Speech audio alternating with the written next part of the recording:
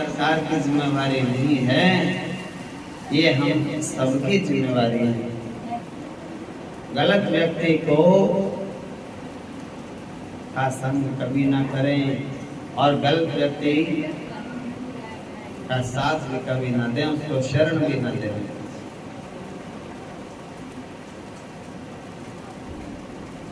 तो कहने का भाव क्या है, जो शुद्ध चरित्र है जिसका, शुद्ध आचरण है जिसका,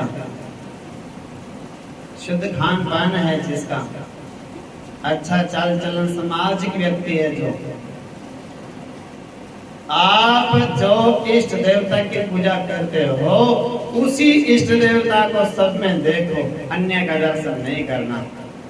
इसको कहते हैं न अन्य, अनन्य। प्रभु मैं किसी अन्य को देखता नहीं हूँ, मैं तो आपको ही देखता हूँ सब में। श्री राम मय सब जग जानी, करम प्रणाम जोर जुग पानी। तुलसीदास जी अनन्य भक्त हैं राम जी के, तो सब में हमको राम दिखते हैं।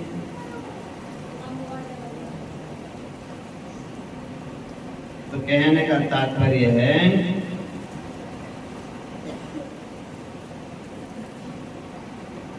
अनन्य अन्य कोई दिमाग में नहीं होना चाहिए।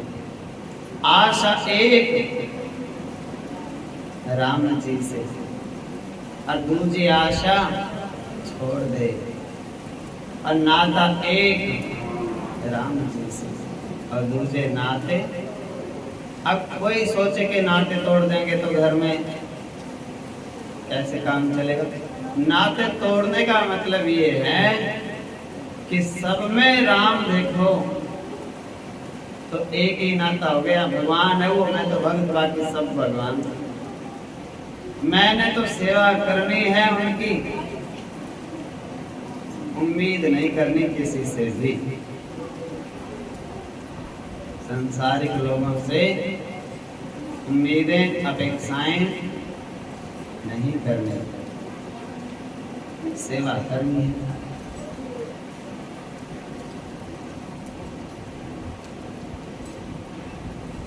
रजत गिरिनिभम, चांदी का पहाड़ होता है जैसे, ऐसे कौन गौरे हैं भगवान शिव।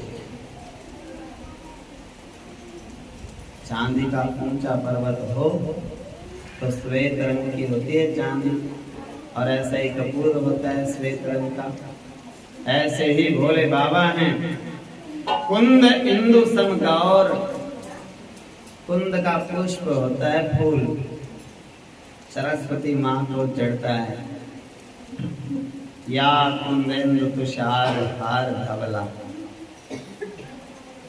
कुंद इंदु, इंदु माने चंदा, चंद्रमा भी श्वेत होता है शुभ्र,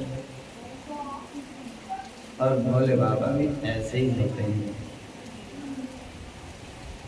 उमा रमन करुणा अयन, जाहि दीन पर नेह, करो कृपा मर्दन मयन। कुंद के पुष्प और चंद्रमा के समान तो आपका गौरा वर्ण है। उमा रमन हो, जैसे मेरे गोविंद राधा रमन हैं। राधा उनके मन में रमी हुई है हृदय में, और वो राधा के हृदय में रमे हुए हैं।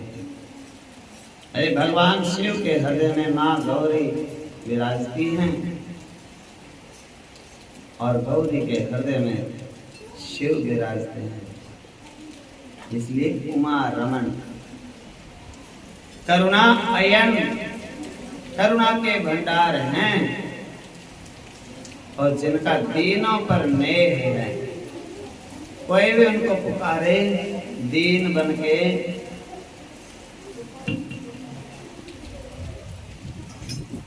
तो मेरे प्रभु भोले बाबा बड़े प्रेम पुकार, करुण पुकार सुनते हैं, प्रेम लुटाते हैं। करो कृपा हम पर भी करो, आप तो सब दीनों पर कृपा करने वाले हो, तो मेरे जैसा तो कोई दीन है नहीं, मैं अति दीन हूं। हे मर्दन मयन कामदेव के शत्रु शिव, मेरे ऊपर कृपा करो, मेरे मन में, मेरे विचारों में, मेरी संगति में, मेरे हृदय में जो जो दोष हैं उनको आप नष्ट कर दो। मेरी 10 इंद्रियों से कोई भी दोष अपराध पाप होता है, इंद्रिय द्वार झरोख नाना, तहाँ तहाँ बैठे तो असुर बैठे हैं इंद्रियों के दरवाजों के ऊपर, आंख के ऊपर राक्षस बैठा है, कान के ऊपर निंदा चुगली सुनने वाला राक्षस कान में, वो कहता है निंदा सुनाओ, आंख में बैठा है सुंदर रूप दिखाओ, जीभ में दो दो राक्षस बैठे, एक कहता है बढ़िया बढ़िया माल चटाओ, और दूसरा कहता है मैं कुछ भी बोलता रहूं अनाप शनाप, मेरी चलेगी बस, मेरा हुक्म चलना चाहिए। और नासिका गंध,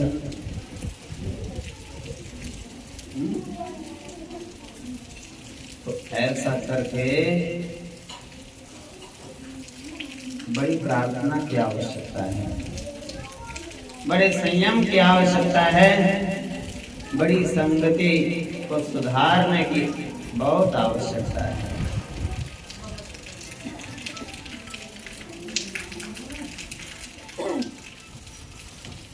कैलाश मानसरोवर को तो आपने सुना होगा,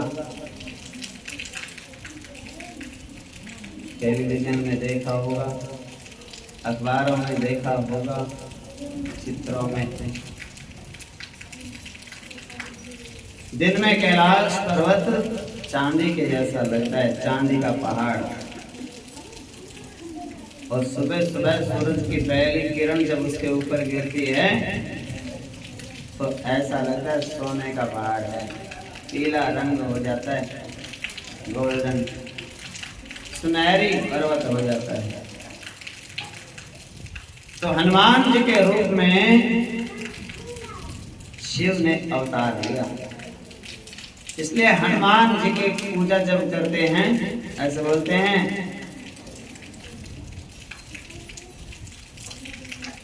स्वर्ण शैलावदेहम मनोजवम मारुततुल्य वेगम जितेन्द्रियम बुद्धिमतां वरिष्ठम वातात्मजं वानरयूथ मुख्यम श्री रामदूतम शरणं प्रपद्ये।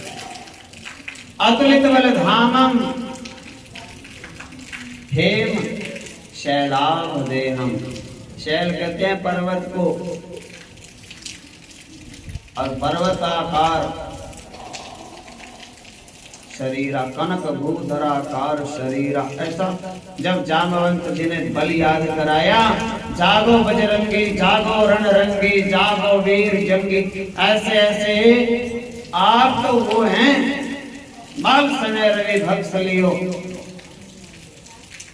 अपने बचपन में जिस फल से सूर्य को एक छोटे से फल की तरह अपने मुख में रख लिया था, वो फल आपने कहाँ रख दिया, भूल गए इसको, फल को कहीं रख के उसको याद करो, अपने फल को याद करो हनुमान जी। और जैसे जाम्बवंत जी ने ये क्या बताया, हेम शैलावदेहम, शैल की जैसे उनकी देह हो गई, कितना बड़ा शरीर हो गया हनुमान जी का, पर्वताकार। और भगवान शिव को कहा गया है, शिव के ही अवतार हनुमान जी हैं, और शिव के लिए कहा गया रजत गिरि निभम, चांदी का, रजत माने चांदी और गिरि माने पहाड़, चांदी के पहाड़ के समान गौरे वर्ण है आपका और विशाल का शरीर है आपका। हम ऐसे बड़े लंबे चौड़े भगवान के आकार का ध्यान करते हैं, क्यों? पूरी सृष्टि के मालिक हैं वो, पूरी सृष्टि को बनाते भी वही हैं, पालन पोषण करते भी वही हैं, लय भी वही करते हैं। ब्रह्मा भी उन्हीं का रूप है, विष्णु भी उन्हीं का रूप है और शिव तो वो है ही, भिन्न भिन्न नहीं है।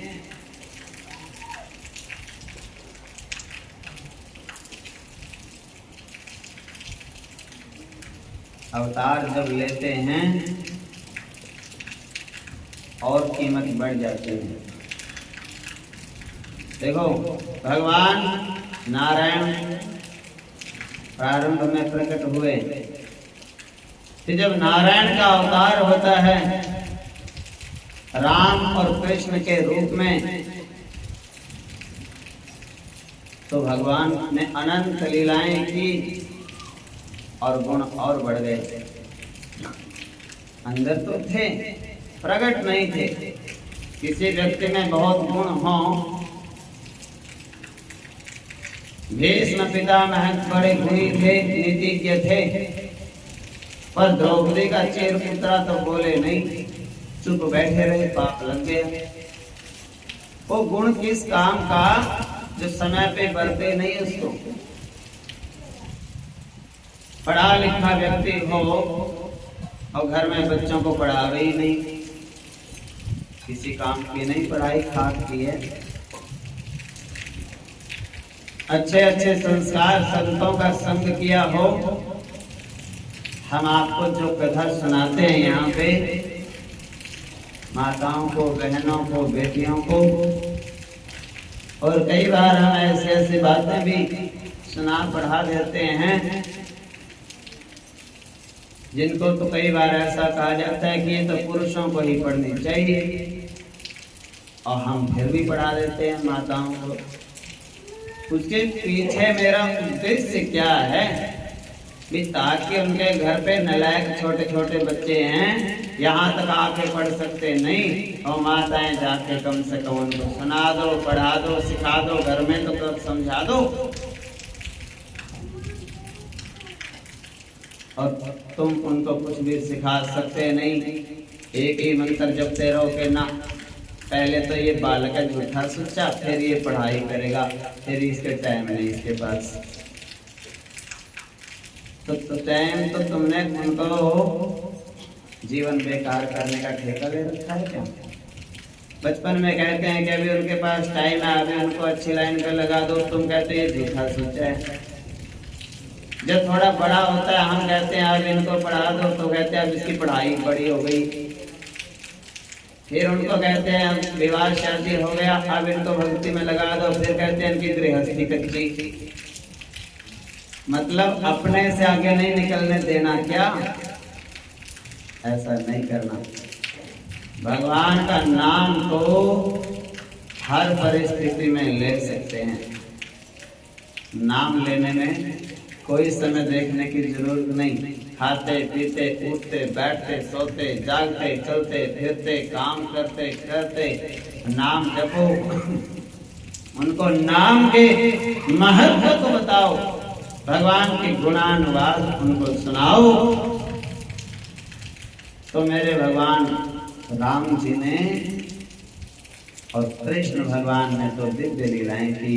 राम ने दिव्य मर्यादा का ज्ञान कराया,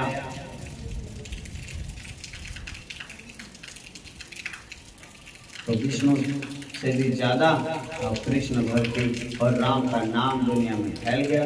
बोले जय श्री कृष्ण। नाम तो है विष्णु ही कृष्ण है, विष्णु ही राम है, लेकिन जब अवतार लेते हैं तो अपने गुणों को प्रकट करते हैं और हमें लगता है कि गुण तो और भी बढ़ गए, बढ़ जाते हैं गुण, उसमें कुछ ना कुछ मिलता ही है। लस्सी होती है और नमक मिला दो राम रस तो 1 गुण और बढ़ गया, जीरा भून के मिला दो 1 गुण और बढ़ गया, और काली मिर्च मिला दो पीस के 1 गुण और बढ़ गया, जो जो सरसों के तेल में उसको तड़का लगा दो 1 गुण और बढ़ गया। अब तो कितने गुण तो बढ़ते रहेंगे, बढ़ाने वाला होना चाहिए। हाँ? और रायता बनाते हैं तो उसमें अब पता ही नहीं किसी को, बुढ़िया माताओं का तो पता है, डगार देते थे ऐसे गरम टुकड़ा करके और उसमें छोड़ के ढक देते घी डाल के थोड़ा, और सुगंधी हो जाती है उसमें तो 1 गुण और बढ़ गया। तो ऐसे ऐसे ये आगे ये घटते जा रहे हैं, गुण बढ़ने चाहिए, घटना नहीं चाहिए। घट क्यों रहे हैं? बनाने का शौक नहीं, मजबूरी में बनाना पड़ रहा है। बोलो जय श्री कृष्ण।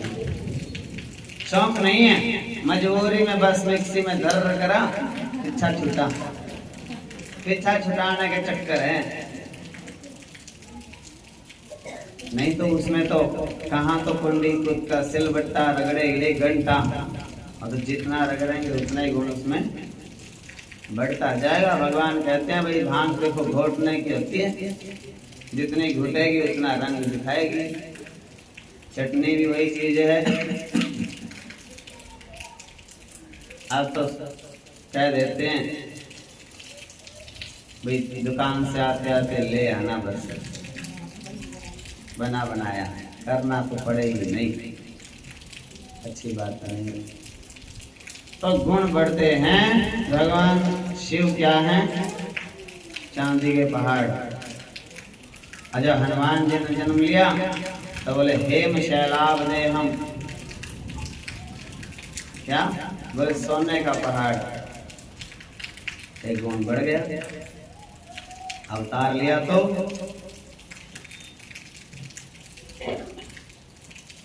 लघुता से प्रभुता और बढ़ जाती है। हनुमान जी झुक के रहे राम जी के चरणों में। आप झुक के रहोगे, आपके गुण बढ़ जाएंगे। लेकिन झुकना कहाँ है? अपने घर में, अपने समाज में, अपनी मर्यादा में। सबके सामने रेखा होती है, लक्ष्मण रेखा, एक सीता के लिए नहीं होती। आप सबके लिए भी लक्ष्मण रेखा है, उसका नाम क्या है? मर्यादा। मर्यादा की लक्ष्मण रेखा है सबके आगे। उस मर्यादा को उल्लंघन के करोगे कोई काम, दूषित हो जाएगा, जन्म धिक्कार रहेगा, समाज धिक्कार करेगा। तो क्या करना है? उस मर्यादा की रेखा से कभी बाहर जाना नहीं। और जिनको जो पूजनीय लोग हैं, वंदनीय लोग हैं, झुक के उनकी टहल करो, सेवा करो, आज्ञा का पालन करो, और शौक से बना बना के प्रसाद नन्हे मुन्ने ग्वाल गोपाल बालों को भी खिलाओ और बड़े बुजुर्गों को भी खिलाओ, मजबूरी में नहीं।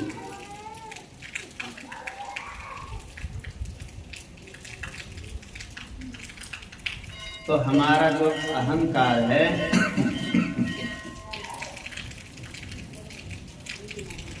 अहंकार किसी को झुकने देता नहीं।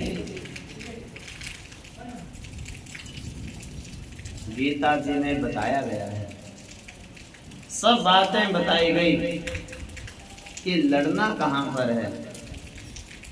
लड़ना तो वहां है जहां मर्यादा की बात हो, रक्षा की बात हो। और घर में ही बड़े बुजुर्गों से लड़ते रहे तो मूर्खता है, दुष्टता है। ये तो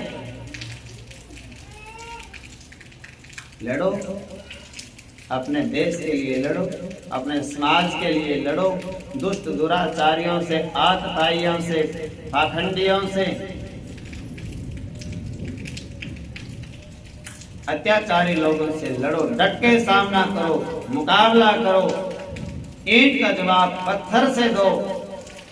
लेकिन छोटे छोटे बच्चों से, अरे तुम बड़े हो, समझदार हो, या तो बच्चे को प्यार से समझाओ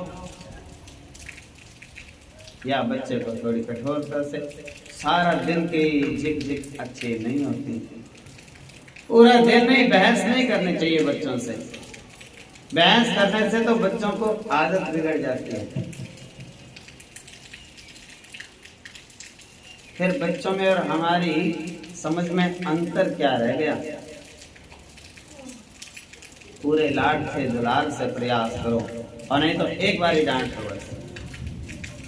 सर बार बार नहीं। ये नहीं कि सुबह से शाम तक एक ही बात को 50 बार बोलना पड़े। ये बात ठीक नहीं होती।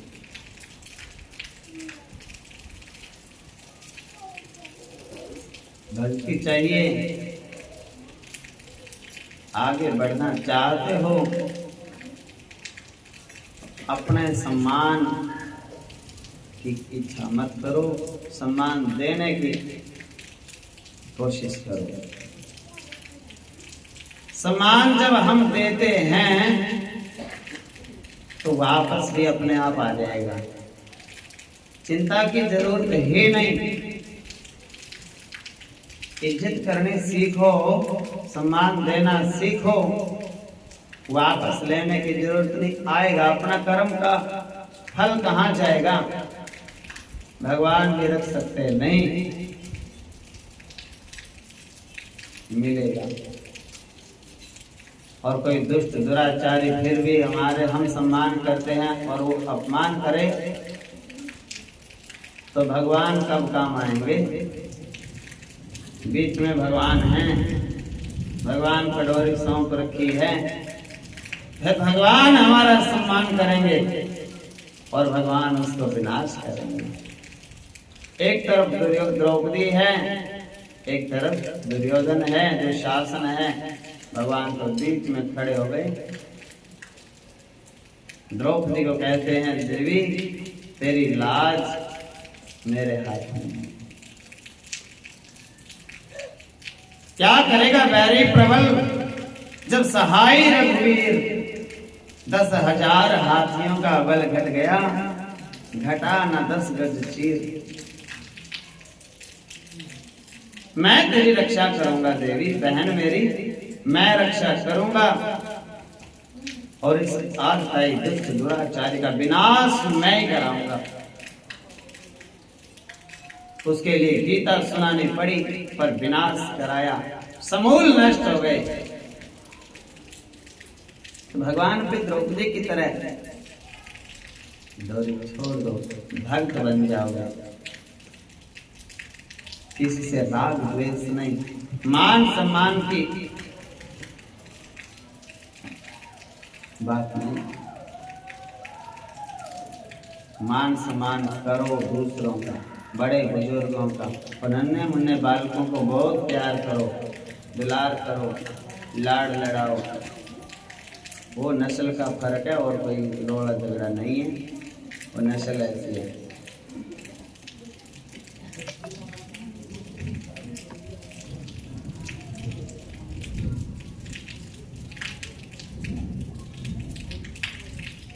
तो रावण कितना विद्वान था, लेकिन अहंकार। मेरे प्रभु की शरण में आ जाता। भगवान कहते हैं, सन्मुख होए जीव महि जब ही, जन्म कोटि अघनासम तबहि। लेकिन वो भगवान के अंदर से तो समर्पित था, बाहर से भगवान का ही आदेश था उसको ऐसा।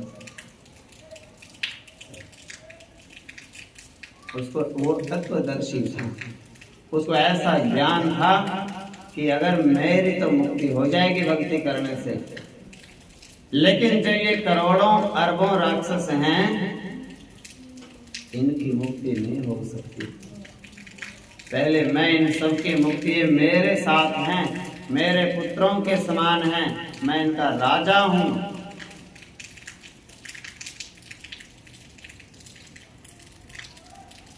मंडलीक मणि, ऐसा बताया कि रावण ने सब देवी देवताओं को वश में कर रखा था। तो उसको ज्ञान था, इसका तत्व का ज्ञान था। रावण ने विचार किया, जब एक अकेली ताकत ने, राम ने खरदूषण की सेना को मार दिया, तो ये तो निश्चय ही सिद्ध हो गया कि नारायण ने अवतार लिया। निश्चय ही वो अवतारी हैं। मैं वैर भाव ही जोड़ूंगा।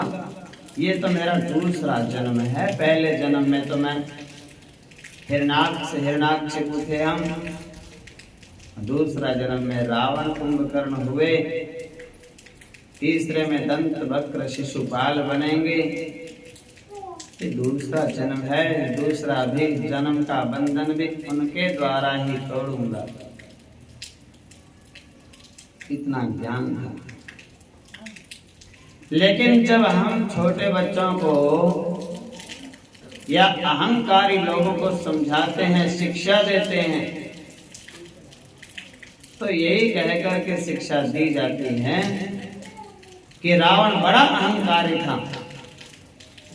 अहंकार की वजह से उसने अपने कुल का नाश करा लिया। ऐसा अहंकारी व्यक्ति को नहीं होना चाहिए।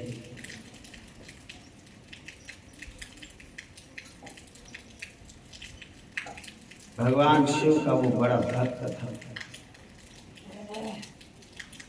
सब बातें थी, पढ़ लिख करके ज्ञान उसने प्राप्त कर लिया था। ये एक अंतर तो रहता है। कोई भी व्यक्ति है वो ग्रंथों को घर में ही बैठा बैठा पढ़ के ज्ञान प्राप्त कर लेवे और संतों का सत्संग ना सुने, तो उसमें अहंकार तो जरूर हो जाता है। अहंकार संतों के सत्संग सुने बिना मिटता नहीं। घर में ग्रंथ हम ले आए, पढ़ लिए, याद कर लिए, याद हो गए, विद्वान हो गया व्यक्ति, लेकिन उसने संतों का संग नहीं किया, तो विद्वान व्यक्ति क्या करेगा? घर से बाहर निकलते ही किसी ना किसी के साथ में सींग फंसाएगा। हाँ तू बता, नहीं तो मैं बताऊं। वो गड़बड़ करेगा, बहस करेगा समाज में आते ही। और संतों से जो सुनेगा ज्ञान, तो संत पहले ये सिखाते हैं कि भैया बहस करनी नहीं। बोलो जय श्री कृष्ण। आपको चाहे चारों वेद याद हो जाएं, लेकिन आपके सामने कोई भी पंडित जी आपके घर पे आए सत्यनारायण भगवान की कथा सुनाने के लिए, हवन पूजा पाठ कराने के लिए, अब वो जो भी करा रहे हैं वो सब शुद्ध है। उसकी कोई विधि में कोई गलती आपका काम नहीं निकालना। वो 5 मिनट में करे, 10 मिनट में करे, आधा मंत्र बोले, पूरा मंत्र बोले, आधे में से आधा बोले, कुछ भी, वो तो गुरु है। वहां उसकी भावना काम करती है, सिर्फ शब्द काम नहीं करते। वो शुद्ध आत्मा से आ गया। आपके घर में उसने अग्नि में घी की आहुति दे दी, ऐसा बोल दिया कि बोलो सत्यनारायण भगवान की जय, कथा में या हवन में, तो बोलो सब पवित्र हो गया। गंगा जल उसने छींट दिया। इतना ही कर देवे ऋषि लोग, ब्राह्मण लोग, तो सब शुद्ध समझ लेना चाहिए। और जो आपको मंत्र याद है वो इसलिए याद कराए, अपने बच्चों को कराओ, छोटे छोटे बच्चों को जिनको गालियां सिखाते हो उनको वेद के मंत्र सिखाओ, उनको पुराणों के श्लोक याद कराओ, जिनको कहते हो कि मार के इसको हप कह दो इसको, ऐसी ऐसी बातें जिनको सिखाते हो उनको बच्चों को वो बातें कितनी आराम आराम से हम मंत्र बोलते हैं। रोज कथा होती है, श्री गजाननम भूत गणादि सेवितम कपिध्वजम्बु फल चारु भक्षणम उमासुतम शोक विनाशकारकम नमामि विघ्नेश्वर पाद पंकजम। और एक ही मंत्र को रोज बोलते हैं, बदल के भी बोल सकते हैं हम, इसलिए बदल के बोलते नहीं, फिर आपको याद कैसे होगा अगर हमने बदल दिया रोज। एक ही रोज बोलते हैं, मतलब यह है कि रोज रोज सुनोगे तो आपको कभी न कभी तो आएगा, दिमाग में बुद्धि में घुसेगा, नहीं घुसेगा तो हम जबरदस्ती सिखा देंगे। जो रोज ही बोल रहे हैं, हमारे नियम है कि हमने तो यही मंत्र रोज बोलना है, इनको 1000 बार सुनाना है, 1000 बार सुनाएंगे तो आपको याद हो ही जाएगा। अब जब बच्चों के पास में बैठो तो निरर्थक की बातें नहीं करनी, उसको भी जाते ही गोद में खिलाओ, प्यार से बिठाओ, खिलाओ पिलाओ सुलाओ झुलाओ और बुलाओ मंत्र। वो इसलिए आपको सिखाए जाते हैं। माँ कुछ जानेगी तो बच्चों को अपने आप सिखाई देगी, और माँ ही को नहीं आता बच्चों को क्या सिखाएगी। तो ऐसा नियम बनाओ अपने घरों में।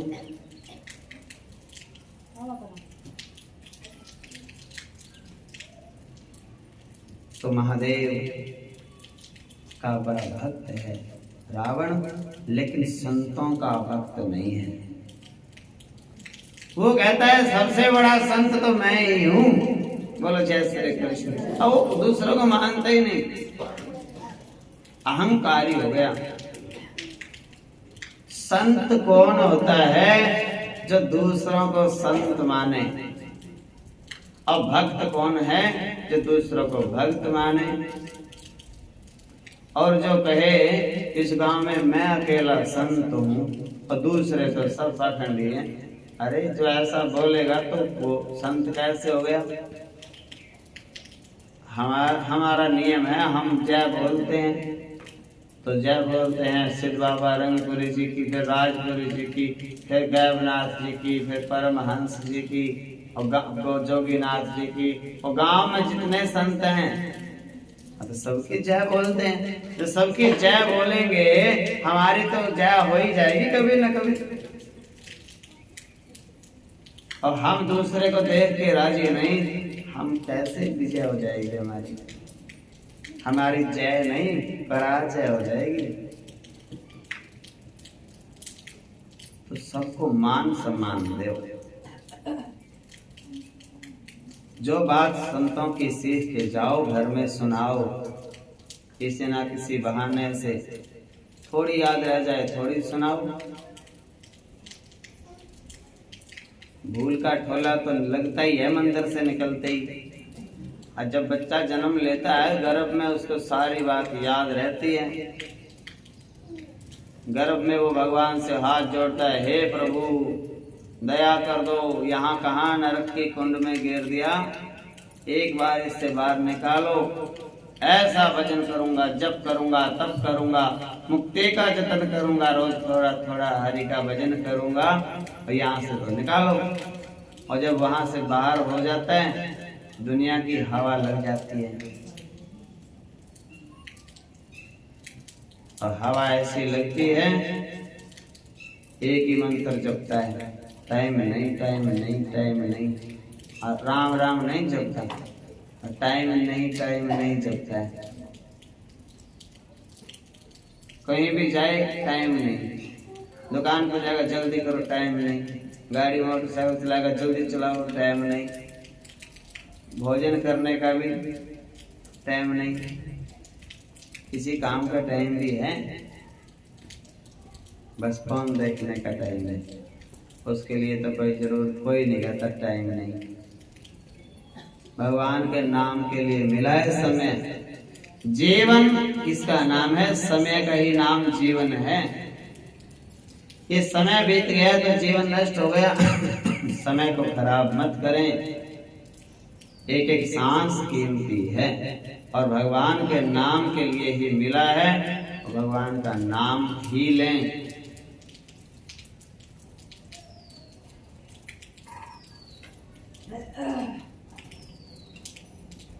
पूजा करो शिव की। देखो शिव की कैसी पूजा की रावण ने। जब मजबूर हो जाता है तो पूजा करता है। अहंकारी रावण ने कैलाश पर्वत को उठा लिया। अपने भुजाओं में इतना बल था उसके, कैलाश पर्वत को ही उठा लिया, हाथों में सिर पे उठा लिया। और उसके ऊपर ही बैठे शंकर जी भी, पार्वती जी भी, नंदी जी भी, और श्रृंगी भृंगी और सिंह माता जी का, गणेश जी, सब उसके ऊपर ही बैठे और सिर पे उठा लिया रावण ने। हाँ, अहंकार में बोले सब देवी देवता तो मेरे लंका में हैं ही, मेरी सेवा में उपस्थित हैं। भोले बाबा रह गए, बस ये भी आ जाएंगे। भगवान शिव कहते हैं भैया मैं तो सब जगह हूँ, यहाँ आने की तेरे को जरूरत नहीं थी। वहीं बैठ के कहते कि प्रभु दर्शन दो। मैं तो वहीं दर्शन देता, लेकिन कैसे? प्रेम से, अहंकार में नहीं। मेरा नाम भोला भी है और भोला भाला भी है। भाला भी हूं मैं, भोला हूं तो भाला भी हूं। भगवान शिव ने अपने पैर के अंगूठे को थोड़ा सा ऐसे लगाया कैलाश पर्वत के ऊपर, ऐसा विचार करके कि लो इस अहंकारी का पहले अहंकार नष्ट करो। रावण उसके नीचे दब गया। पड़े पड़े को नानी याद आ गई। फिर शिव तांडव स्तोत्र बोला। विद्वान था, अहंकारी था।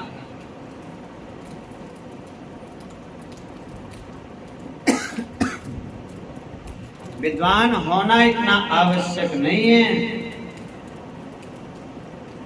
पर सबसे प्रेम करना बहुत ऊंची बात है। सबसे प्रेम करो। भगवान कहते हैं सबसे ऊंची प्रेम सगाई। और दुर्योधन के तो मेवा त्यागे और साथ विदुर घर खाए। प्रेम के बस अर्जुन के रथ हांक्यो अब भूल गए ठकुराई। झूठे फल विदुरानी के खाए अब होते स्वाद बताई। सूरदास तो इस लायक नहीं, कैसे करूं बड़ाई। सबसे ऊंची प्रेम सगाई। सबसे ऊंचा तो प्रेम है। ये जो अच्छी बात है बच्चों को शिक्षा देने के लिए, उनको सब पढ़ाओ, वेद सुनाओ, पुराण सुनाओ, शास्त्र सुनाओ, व्याकरण पढ़ाओ, शब्द बोध कराओ, लेकिन उनको नफरत करना मत सिखाओ। बोलो जय श्री कृष्ण। और ये कोर्स सब कराते हैं। नफरत करना सब सिखाते हैं। अब दुख की बात यह है कि अपने घर वालों से ही नफरत करना सिखाते हैं। बोलो जय श्री कृष्ण। वो कभी माफ नहीं करेंगे भगवान इस पाप के लिए। इसलिए गुरु की जरूरत पड़ी है आज ज्यादा। नहीं तो माँ सबसे बड़ा गुरु होती है। माँ से बड़ा कोई गुरु दुनिया में होता नहीं।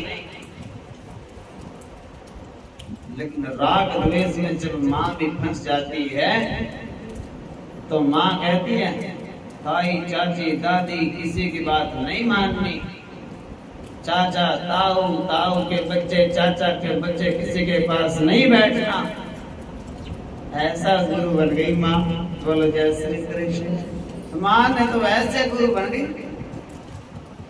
गुरु तो है पर वो गड़बड़ गुरु हो गई। बच्चे को अकेला करके मर गई, सबसे तुड़वा दिया। और माँ ने चलो थोड़ा बहुत नहीं भी नफरत फैलाई तो फिर महागुरु आ गई। बोलो जय श्री कृष्ण। वो कहते हैं रुको रुको, तेरी माँ तो भूल गई थी बताना, अब मैं बताती हूँ तेरे को कैसे जिंदगी चलती है। फिर वो कोरस करके आती है काशी जी पढ़ के। अब वो कहती है मैं जो जो पढ़ाऊं बस वही वही बोलते रहना। बोलो जय श्री कृष्ण। इनसे बचना बहुत जरूरी है। इन महागुरुओं से इनको नाराज भी करना नहीं चाहिए और इनको भेद भी बताना नहीं चाहिए। बोलो जय श्री कृष्ण। बस तालमेल रखना पड़ता है। ऐसे ना तो भेद बतावे और ना नाराज करें। नाराज करें तो रोटी नहीं मिलेगी और भेद बता दिया तो भाईचारा खत्म।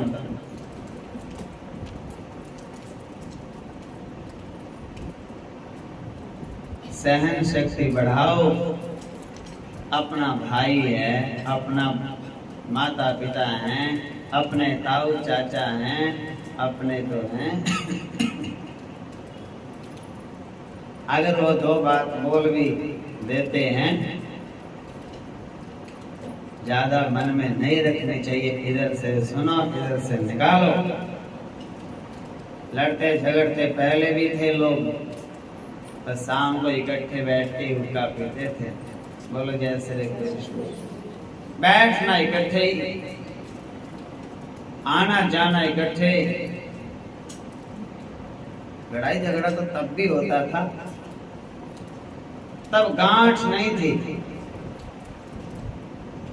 अब लड़ाई झगड़ा नहीं होता, अब तो गांठ होती है। पहले से प्लानिंग बना के रखते हैं, बोले अच्छा यह पीछा छूट जाए तो। और जब मुसीबत आती है ना, धर्म के भाई धर्म की बहनें ढूंढने से भी नहीं मिलते, फिर वो अपने भाई काम आते हैं। अपने ही परिवार के लोग काम आते हैं। जिन माता पिता को कहते हैं ना कि इन माता पिताओं ने तो हमारा घर खराब कर दिया, और विपत्ति आने पर फिर पिता के पास जाके माँ के पास जाके बच्चा बैठ जाता है आराम से चुपचाप होके। माँ बाप के पास ऐसा कैमरा होता है, बालक की शक्ल को दूर से पहचान लेते हैं। आज तो कोई बात है, आज तो गड़बड़ है। और वो देख लो इशारे से ही जान जाते हैं। और लाख बार माँ बाप को धिक्कार करके और बच्चा लास्ट में भी माँ बाप के पास आके बैठ जाए, बोलने की जरूरत नहीं। बैठने से ही माँ समझ जाती है क्या बात करते, क्यों चिंता करता है, अभी तो मैं बैठ रही हूँ, अभी मरी नहीं। हालांकि उसके पास एक 5 पैसे नहीं हो, कितना हौसला होता है माँ के पास बेटे के लिए। अभी मरे नहीं, अभी तो बैठे हैं। बोलो क्या चाहिए? कहीं से लेके आऊं मैं, अपने तन को गिरवी रख के लेके आऊंगी, पर तेरा काम जरूर करूंगी। माँ बाप ये होते हैं। और ऐसे माँ बाप के पास बैठने से घर की देवियां लक्ष्मियां कहती हैं बच्चों को कि उनके पास नहीं बैठना, तुम्हारी पढ़ाई खराब हो जाएगी। बच्चे पढ़ रहे हो, बूढ़ा बुढ़िया बोल पड़े बीच में, बूढ़ा बुढ़ियों को डांटने लग जाते हैं, तुम तो बच्चों को पढ़ने देते नहीं, इनका रिजल्ट गंदा हो जाएगा। इनका रिजल्ट नहीं, तेरा भविष्य खराब है। बोलो जय श्री कृष्ण। तेरा भविष्य दोनों तरफ से खराब है। अभी तो माता पिता की बददुआ ले रहा है और बाद में तेरे को ये लड़के सिर फोड़ेंगे तेरा, जिनको बुजुर्गों के पास बैठने देता नहीं। बुजुर्ग तो बात सिखाएंगे कुछ अच्छी, वो तो यही कहेंगे माता पिता का कहना मानो, माता पिता की सेवा करो और उल्टा सीधे काम मत करो, हा हुल्ला नहीं करना चाहिए, शांति से सीखो जो सिखाते हैं हम। और माँ करती है उनकी सपोर्ट, और बच्चों को जो समझाता है उससे लगाती है बैर। मेरे बच्चों को देख के राजी नहीं है, मेरे बच्चे को देख के ही राजी नहीं है।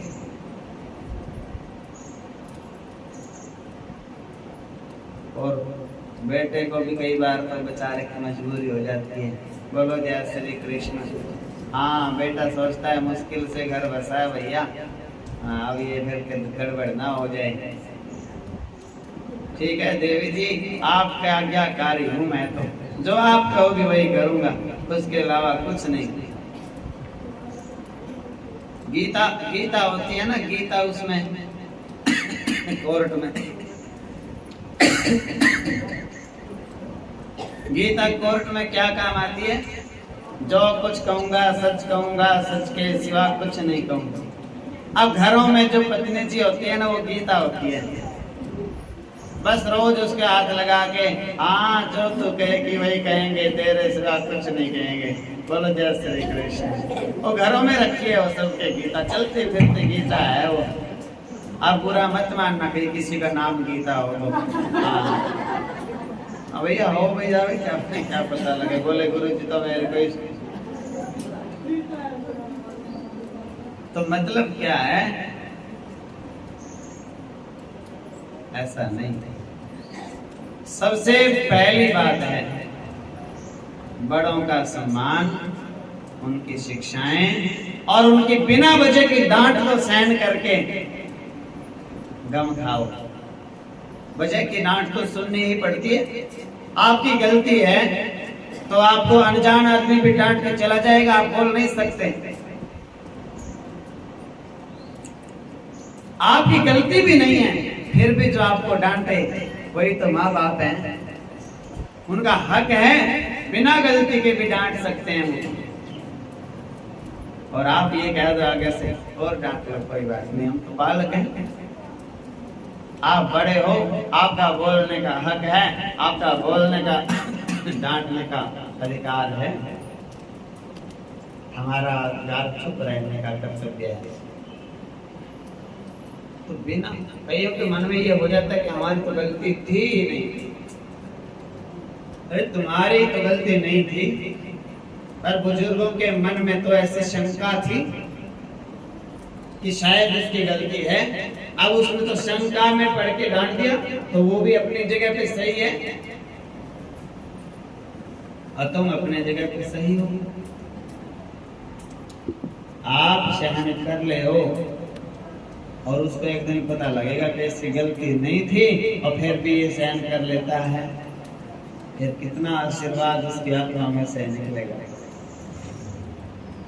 वो खुद ही पछताएगा, खुद ही प्रार्थना करेगा भगवान से और आगे से बोलोगे तो उसको पता चल जाएगा कि एक दिन मैंने इसको डांट के क्या दिया, लेकिन इसने मेरे साथ ऐसी ऐसी बुरी बनाई। हे भगवान, ले परमात्मा का नाम, मैंने तो दोबारा ठोका नहीं आज तक। ऐसा नहीं होना चाहिए। बिना गलती के आशीर्वाद होता है बड़ों का। गलती भी नहीं फिर भी डांट लो तो कहना चाहिए देखो कोई तो है मेरे ऊपर, मेरे को संभालने वाला, मेरे को समझाने वाला, मेरे को बताने वाला, मेरे को रास्ता दिखाने वाला, और कुछ भी नहीं करने वाला तो मेरी परीक्षा लेने वाला एक मास्टर तो है, मेरी भक्ति की परीक्षा लेता है। एक मास्टर तो भगवान ने लगा ही रखा है मेरे ऊपर, और बड़ी कृपा है इस मास्टर जी की, गुरु जी की। माता पिता तो गुरु होते हैं। तो ऐसे करके रावण ने शिव तांडव स्तोत्र की रचना की।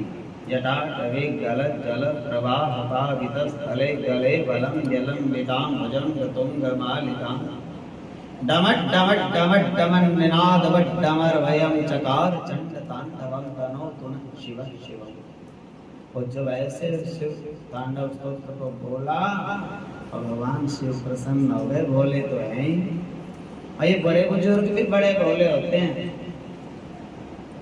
इनसे भी कितना ही झगड़ा हो जाए, बस संक्रांत को सूट अच्छा दे दो, हाँ सब भूल जाते हैं। पिछला सारा माफ। मैं तो उपाय बताता हूँ, एक बढ़िया सा सूट ले आओ पहनने के, और पैरों पे हाथ लगा दो और कह दो आप आशीर्वाद बना के रखना, हम तो बच्चे हैं, बस वो खुश। इतना ही होता है। बड़े बुजुर्गों का गुस्सा तो हो जाता है, पर ज्यादा लंबा नहीं। लंबा वो तब चलता है जब उनको कोई प्रणाम भी ना करे, बोले भी नहीं, माफी भी ना मांगे, और माफी मांग ली, बात खत्म।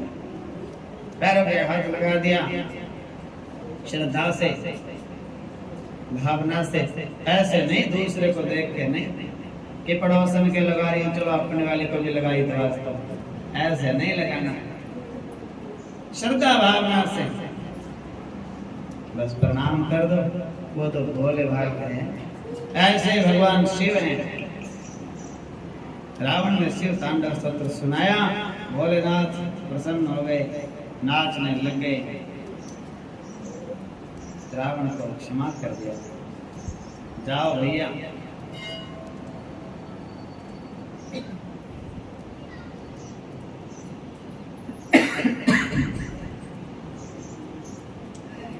कैसा प्रभाव है रावण का। घर में आकर के ब्रह्मा जी ने वेद बढ़ाए। घर आकर के ब्रह्मा जी वेद बढ़ाते थे रावण को, चारों वेद कंठस्थ याद करे।